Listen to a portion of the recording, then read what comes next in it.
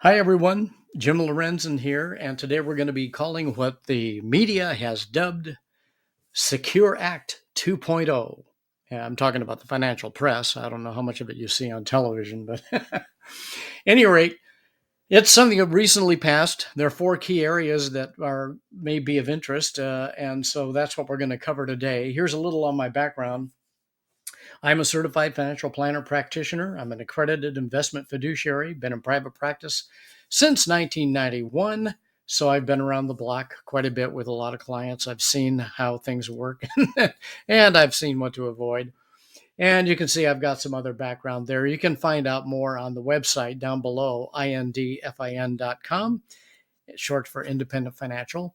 And so if I can be of some help, feel free to let me know. Okay, let's get started. First of all, you need to know I am not a CPA and I am not an attorney.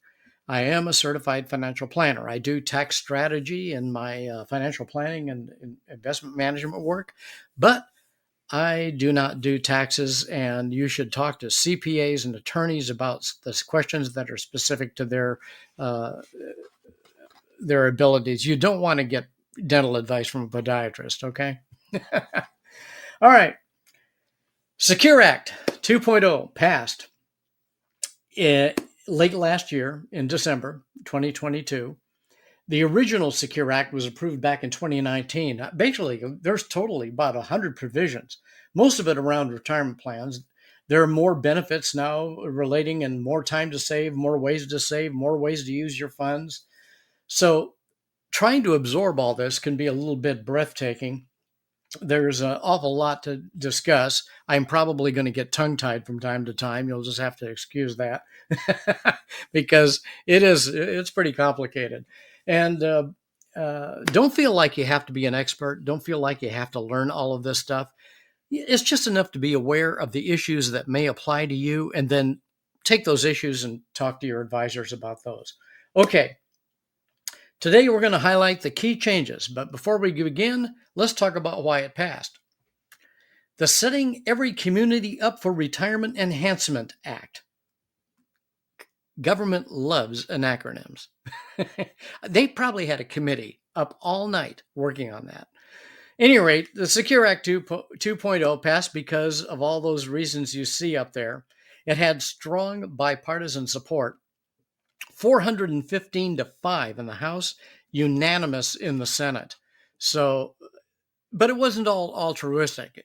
As I'll probably, if I have a chance, get to later, we'll discuss why Congress wanted to pass it so badly. And it wasn't out of a kindness, but we'll get into that later. At any rate, what we're going to dig into today are the highlights of what's called Secure Act Parts 1 and 2. As I said, the first part came in 2019, last one in December 2022, and the rules are very savings friendly. And in addition, the government does see a role for business to help expand and promote retirement savings by their employees. And we're going to talk about that. And as I said, if you have any specific tax questions that apply to you, you should take them up with your tax advisor. Okay, you're probably thinking, what parts of the Secure Act are going to impact me and my plans for retirement? Well, we're going to discuss four key takeaways today. Here's number one. The new provisions give you more time to save for retirement. They give you great opportunities to save and reduce taxes. What does more time mean? Well, they've made changes to the age limits, some allowing you to contribute longer to your plan. Others allow you to hold off on taking mandatory distributions. Let's take a closer look. In the past, savers had to withdraw their money from their IRAs starting at age 70 and a half, whether they wanted to or not. Now, those withdrawals are called required minimum distributions. Now, the Secure Act now increases the age you start taking those forced distributions all the way out to age 75, depending on your current age. As you can see in the table here, anybody subject to taking RMDs right now must to continue doing it according to their existing schedule. If you were born between 1951 and 59 and you're turning 72 this year, your required RMDs start next year when you turn 73. And it's worth noting that if you see a star, there's a star on the table there next to 1959. Well, that's because we've confirmed there's a mistake in the law that would have those folks starting their RMDs at both age 73 and 75. Now, I'm sure there's going to be a technical correction, but for now, we're keeping it at age 73. Now, those born in 1960 and later, they don't start taking RMDs until age 75. And this gives your money more time to grow tax deferred. Now, the primary benefit of the new rule would apply to older surviving spouses who now can have a deferred RMD start time. If they don't need the money, they can delay withdrawals, allowing potential for the account to grow and grow and grow. Now, another benefit is that the RMDs will also be smaller than if the surviving spouse had treated the retirement account as their own. Remember, RMD percentages increase with age. Social Security planning is going to be very important to this as well. By the way, if the surviving spouse passes away before the RMDs begin, the new 10-year RMD disbursement rules do not apply. That means the eligible designated beneficiary can stretch the payments out over life expectancy. Now, previously, you could contribute to your IRA until age 70 and a half, and then you'd be forced to start taking withdrawals from the account. The new legislation gives those who want to work longer, opportunities to do that and save and create a larger nest egg for their retirement. So, in 2024, catch-ups will be adjusted for inflation. That's new. Second, starting in 2025, a special enhanced contribution has been created for a very narrow bracket, those between ages 60 and 63. As you can see, it's $10,000 or 150% of the regular catch-up amount for 401ks and 403bs. It's $5,000 or 150% of the regular catch-up amount for the simple plans. Here's what it looks like. You can see 49 and younger, catch-up's not available. Standard catch-up between 50 and 59. Special treatment for those between ages 60 and 63 in 2024. The bottom line is that the rule changes allow for participants in IRAs, 401ks, 403bs, and simple plans to contribute more to their plans every year. So that's good news. And right now you're probably thinking, well, these new rules make me think I should consider putting more money aside for my retirement. It's a good thought because that's what the Secure Act actually helps people do, including their Roth plans at work, auto enrollment plans. There's help for part-time workers. There's help for young families and professionals. There's quite a bit. Key number 2. Aside from more time to save, the Secure Act now provides more options to invest. As we'll see in the coming slides, there are some changes to workplace retirement plans. Roth account changes at work. A significant number of changes related to Roths, both for personal retirement plans, IRAs, and in employer-sponsored retirement plans. Starting in 2023, the addition of employer contributions to the Roth side of the plan is a great opportunity to build assets that will escape taxations when withdrawals begin. Important to note, it's not mandatory for employers to offer a Roth. It's not automatic that they'll do this. Offering you matching and after-tax contributions to a Roth plans are entirely at the employer's discretion. And for those employers making more than $145,000 a year, your only option actually is to have catch-up contributions to a Roth account. The only exception is if the plan doesn't offer a Roth option, no RMD will be required. Talk to your tax advisor about that. And it's worth mentioning again, RMDs will be eliminated for Roth 401ks, 403bs, and 457b accounts starting in 2024. There's no need to roll a Roth 401k into a Roth IRA simply to avoid RMDs. There may be other good reasons to do it, but that won't be one of them. Okay, starting in 2025, to encourage and increase retirement savings, your employer is required to auto-enroll you in their 401k or 403b plan. Now, you'll have the chance to opt out if you like. Not really recommended. action, but they are going to be required to auto-enroll you. Now, in year one, your employer will determine how much of your salary they will allow you to put aside for savings. It'll be between 3 and 10%. In years 2 and beyond, that number will increase between 3 and 15%. In addition, that number will auto-escalate by 1% annually. And those who are new to the workforce or changing jobs in 2025, they stand to benefit the most. Auto-enrollment has done a lot to help people save. Now, companies do have also more freedom to offer annuities inside of 401k plans. Why is this important to you?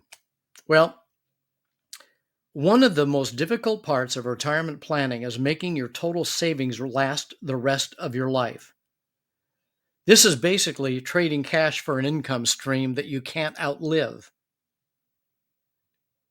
Social Security is like that.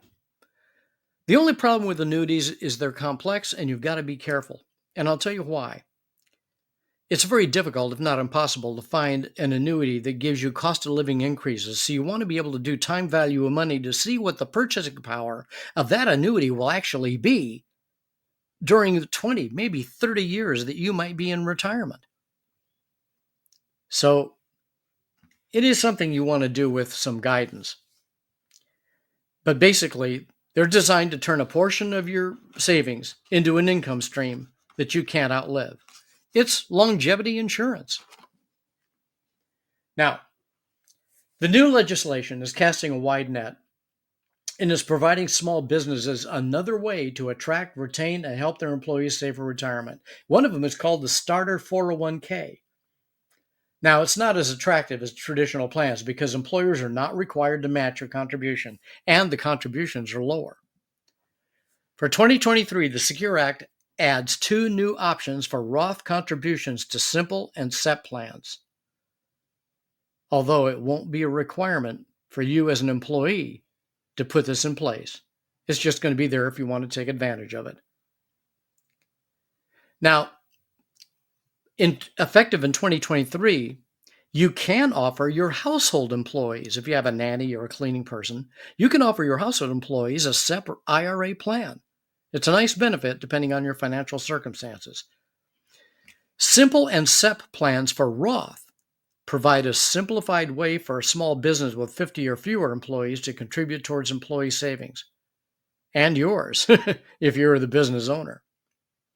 Additional employer contributions will be allowed for simple IRA plans in 2024. These will be capped at $5,000 per employee, in addition to the required matching, or a 2% of pay elective non-contribution. Once again, there may still be good reasons to roll a simple or SEP assets into a Roth IRA. The availability of investment options, fees, service, all of these things are considerations. You'll want to have an analysis done with your advisor. Now, these rules, emergency savings, these rules are new and they're beneficial for new families and young professionals. Emergency savings accounts. Now, by the way, highly compensated individuals are not eligible for this. Money must be held also in cash or cash equivalents, and participants have to have monthly access to the funds. Now, a lot of Americans, believe it or not, don't have rainy day funds. The emergency savings account can provide a way to set aside money every year for unexpected expenses. And you can do this by using your retirement plan. Now, while it's offering you only $1,000 annually, the definition of what qualifies as an emergency withdrawal is pretty broad, and I don't know how valuable it's going to be for some people. There's a new student loan repayment match where employers can help employees who are paying off student loans. An employer can make a matching contribution on behalf of the employee in a 401k, 403b, 457, or simple IRA with respect to a qualified student loan repayment. This will be available to employers in 2024. and young earners can start contributing to an IRA with an expanded definition of what's called earned income. A great example is that stipends and non-tuition fellowship payments to graduate and postdoctoral students will count as earned income, which means postdoc and grad students can contribute to IRAs. That's good news for students who want to begin accumulating tax-deferred savings early. And in many cases, graduate study keeps them too busy for a job that might offer a plan anyway. Lifetime income estimate for your 401k. The statements that you get will have new disclosures that will show you how your total savings will translate into a monthly income. Now, this can really help when you sit down with your advisors and have a discussion about retirement, although it's not clear to me yet whether those disclosures translate into monthly income in today's dollars, which I suspect, as opposed to inflation-adjusted dollars, which I don't expect, because the government doesn't want to take responsibility, or neither do employers, for trying to make those kind of calculations and having people rely on them. So at any rate, you might want to get professional help for that. Now you're probably saying, well, I got more time to save. Can the new rules help me in other ways? Well, the answer is yes. The new legislation has made sweeping changes to how you can use your money, from 529 conversions to funding long-term care. Here's some of the most prominent changes you need to know about. Key number 3. We all want to feel smart and responsible about how we handle our money. Now I want to share some parts of the Secure Act that will give you some new ways to use your savings. You'll be able to have a new option for making charitable donations. They'll be more tax efficient. You're also going to be able to maximize college savings accounts, 529 plans, in new and interesting ways. And there's some new reasons you can take money from your retirement account if you need to without paying an early withdrawal penalty. Now, you may be familiar with qualified charitable distributions. If you're not, they were introduced in 2006 to help people age 70 and a half satisfy their required minimum distributions by making a charitable gift with the money in their IRA account. For example, if certain rules are met, they can transfer directly up to $100,000 annually directly from their IRA to a qualified charity of their choice. And it'll satisfy their RMD requirements for that year. And, of course, because it's a donation, they don't have to pay income tax on it. The new law maintains the maximum transfer at $100,000, but it will be adjusted for inflation each year. Now, it's important to note that it has to be a qualified charitable donation. So check with your tax advisor, because there are some organizations like private foundations that are not eligible under this law. It can get complicated. Talk to your accountant. Now, we all know student loan debt's a problem for a lot of people. It's in the news all the time. The new legislation allows them to put less money towards student debt and more towards retirement savings. The rule change allows you to use money originally set aside for your kids' and your grandkids' education. No need to dip into savings earmarked for retirement. Investors who have a 529 education saving plan can now withdraw up to $10,000 to repay student loans. A related change is that 529 plan monies can also be used for apprenticeship programs, provided they're registered with the Department of Labor. Now, some kids don't go to college but still need the money to prepare themselves in the workplace. They can now use the 529 plan for families they have already funded.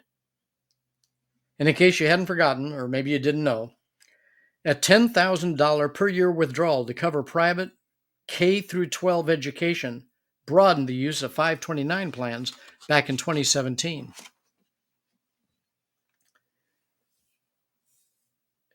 Do you have, or do you anticipate having, money left over in a child's 529 plan? Well, the new rule could make it easier to save for your child's college and jumpstart the retirement savings too. because excess funds in 529 plans can be rolled over directly into a Roth IRA for your child as the beneficiary. Beneficiaries, though, must have earned income. As with other rollovers, you're not taxed on the transfer of the funds and the money. It continues to enjoy the tax deferral status until it's withdrawn. And beginning in 2024, you can roll over up to $35,000. That's a lifetime total from the 529 plan to your child's Roth IRA.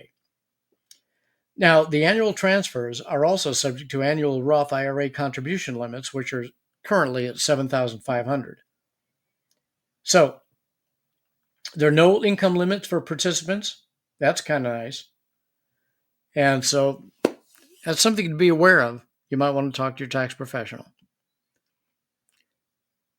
Several new items have been added to the list of penalty-free withdrawals you're allowed to make from your qualified retirement accounts before age 59 and a half, and you don't have to pay this penalty. Isn't that great? Long-term care insurance is now one of them.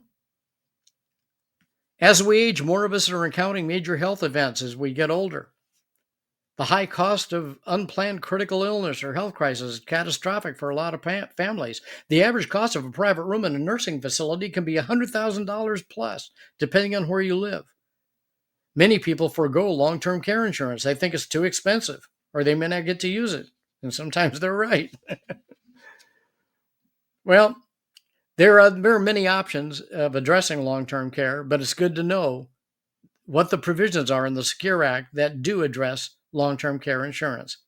The new rule does make it more affordable and more tax-friendly. The law is a little vague, but you want, again, talk to your tax advisor. Maybe I should have been a CPA. I keep doing commercials for him. Okay. Well, it's important to know what you do and what you don't do. Okay. All right. Penalty-free IRA withdrawals for new parents. You're allowed to take from your qualified account before 59 and a half without penalties. Isn't this good? Paying for long-term care insurance is now one of them, and it's a tremendous benefit.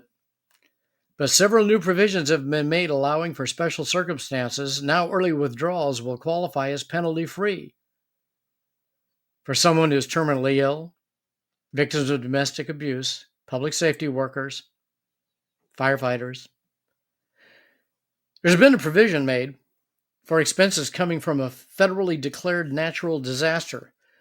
This rule is retroactive to disasters occurring in 2021 and later, and allows for a maximum distribution of $22,000, which may be both taken and repaid over 3 years.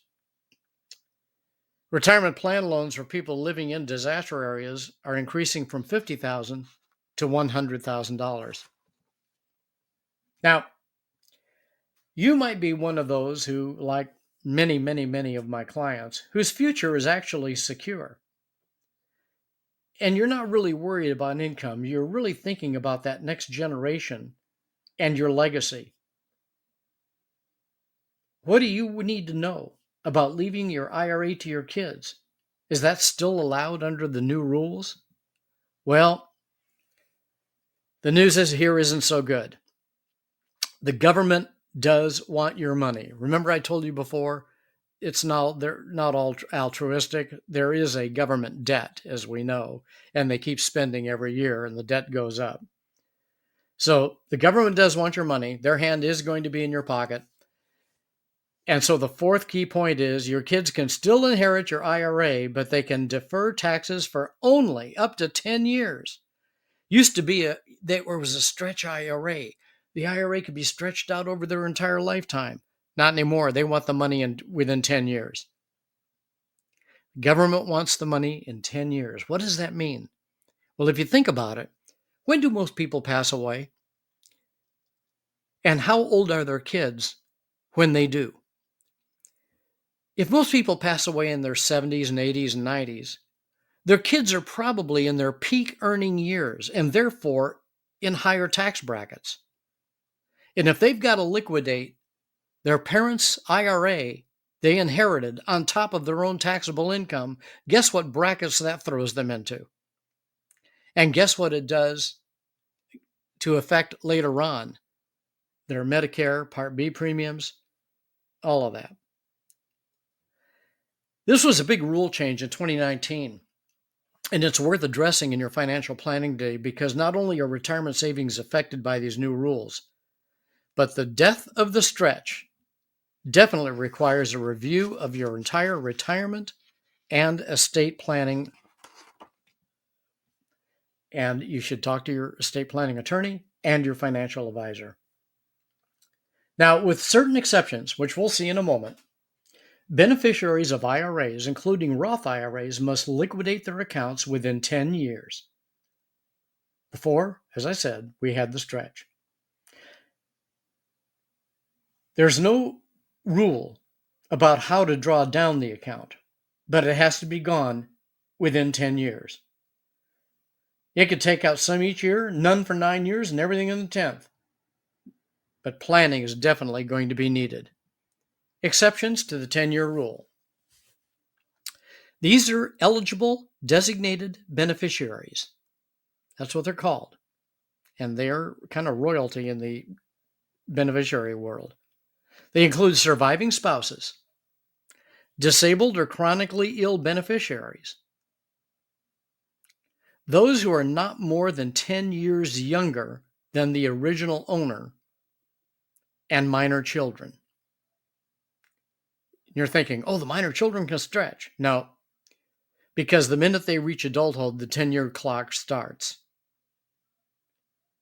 Surviving spouses don't have to worry about this. Neither do disabled or chronically ill or a beneficiary not more than 10 years younger. Like an adult, because they're going to have their own distribution requirements. But children are going to be, and grandchildren will have that 10-year clock. So that's going to be important for you to know in your planning, and you might want to make notes about this to talk with your advisor. The real lesson from all these changes, particularly the death of the stretch, is that tax planning is more important than ever. Congress is looking for ways to increase revenue, and one way is to eliminate tax breaks and get their money sooner, and they want all that IRA money coming in. And by the way, if it's coming in at peak earning years, in addition to their earned income, and of course, when they start taking their RMDs, it's going to be a tax issue. And I don't know what taxes are going to be 10 or 15 years from now, but judging by the debt, for me personally, higher is easier to believe than lower. All right. Don't forget, the tax bill will come due, because even if you have tax deferred accounts, the bottom line is they're tax deferred. And it's not going to be avoided. It's just going to be put off, but it will come due. So these are a big issue. And of course, what people need in retirement is a retirement income plan so they can draw down their accounts in a tax smart way without making Uncle Sam the bigger beneficiary than he already is. And you want to make sure that your money does last for the rest of your life through a lot of tax law changes. Most people live 20 and 30 years in retirement. Do you know how many tax law changes that is? Go look back 30 years ago. How many tax law changes have there been? How many times have they tweaked with everything? Well, hopefully I've conveyed the importance of the new retirement rules that are brought on by the Secure Act and how important it is to focus on what's going to be most impactful in your life. And you're probably wondering, well, what are my next steps?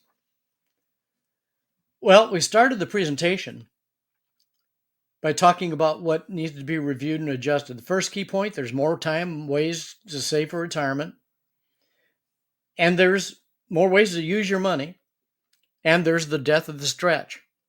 So there's a lot to be absorbed in these 4 key areas and how they affect you. Obviously, I'm here to help and answer your questions. I would love you to become a client and help you evaluate your options, design your strategy, what's best. Retirement has been my specialty since I entered this profession in 1991. It's actually my favorite part of this job, and I hope you found this session worthwhile. If you need help, it's very simple. Just head for the Getting Started page on our website, indfin.com. You'll see a tab up there that says Getting Started. Go to that page, click on that tab, and you'll find out what the steps are. It's all right there. And hopefully I can be of some help to you. Thank you so much. I hope you enjoyed it.